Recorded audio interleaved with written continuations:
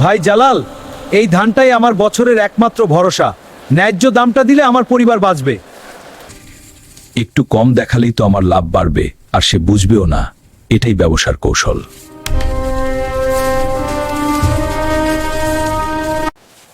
এত কম হলো কেন বুঝলাম না।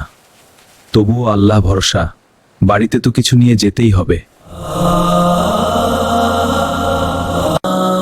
আজ একটু বুদ্ধি খাটিয়েছি বলেই লাভ বেশি হয়েছে। ব্যবসা এভাবেই বড় হয়।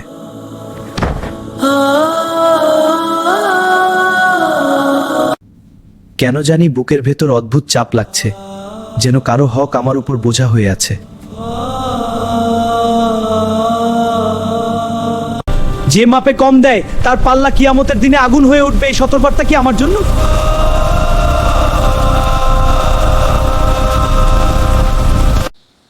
আজ বাজার এত নীরব কেন? লোকজন কি আমার ব্যাপারে কিছু বুঝে ফেলেছে?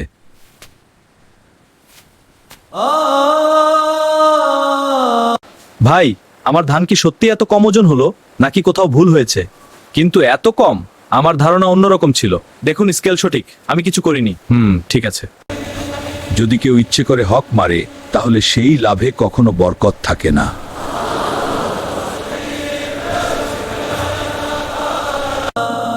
আজ চাল এত কম কেন বাবা? আমরা কি আবার অর্ধেক পেটেই ঘুমাবো?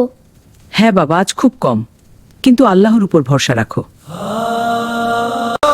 এই বৃষ্টির ফোঁটার মতোই কি কারো চোখের পানি আমার কারণে ঝরছে?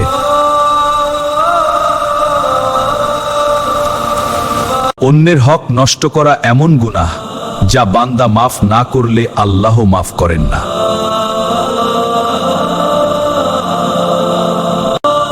এই কথাগুলো যেন সরাসরি আমার হৃদয়ে আঘাত করলো। আমি কি সত্যিই এত বড় অন্যায় করেছি?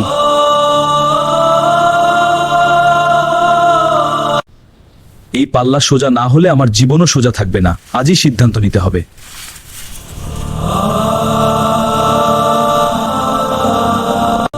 হে আল্লাহ, আমি লোভে পড়ে অন্যের হক মেরেছি।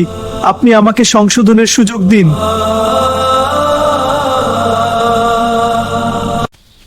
আজ আমি শুধু টাকা নয়, আমার ভুলও ফিরিয়ে দিতে যাচ্ছি।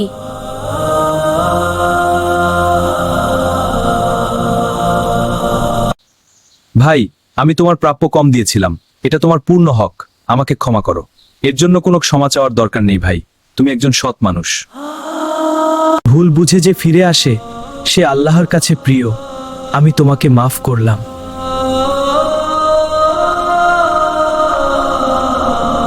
আজ থেকে আমার ব্যবসা লাভে নয়, ন্যায্যতায় বড় হবে। কারণ অন্যের হক রক্ষা করাই ঈমানের সত্য প্রমাণ। সত্য পথে ফিরে আসতে সাহস লাগে, আর আজ জালাল সেই সাহস দেখিয়েছে।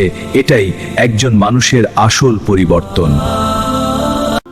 আজ থেকে এক দানাও কম দেব না, কারণ প্রতিটি দানাই আল্লাহর কাছে আমার আমানত।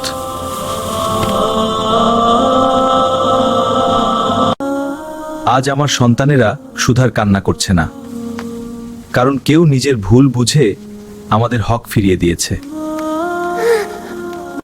আজ আমি তোমাকে নিয়ে গর্বিত, কারণ তুমি লাভের জন্য নয়, ন্যায়ের জন্য সিদ্ধান্ত নিয়েছো। যে অন্যের হক ফিরিয়ে দেয়, আল্লাহ তার পাপ মাফ করে তাকে ইজ্জত দান করেন।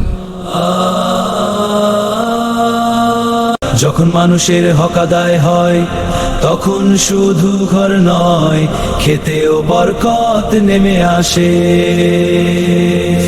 আজ বাজারে একটাই কথা, সততার ব্যবসা দেরিতে বাড়ে, কিন্তু একবার বাড়লে থামে না। এই কথা সকলে মিলে এটা। সততাই আমাদের পথ। এই নতুন দাড়িপাল্লা শুধু লোহা নয়, এটা আমার নতুন জীবনের প্রতীক।